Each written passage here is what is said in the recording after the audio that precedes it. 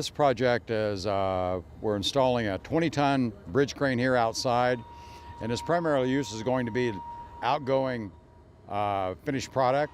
We make some very large pipe trains here, and those pipe trains are shipped out over the road, and so we have a lot of semis coming in to pick those up. So this is going to help us load those out, where in the past we've had to call in riggers to do the load out, either with cranes or heavy fork trucks, or we've had to load some out ourselves.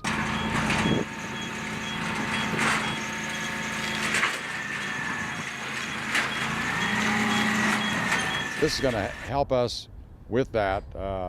It's always a scheduling issue between a rigger and then trying to schedule a crew, a truck in here.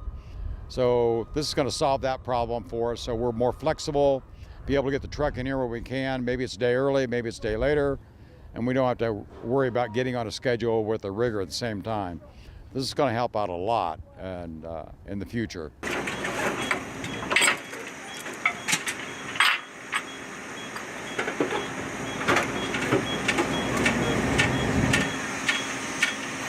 Hoosier Crane's done a really good job for us on this project. We got the structural in last fall, early winter, and so we knew we had a long lead time on the hoist that came from overseas.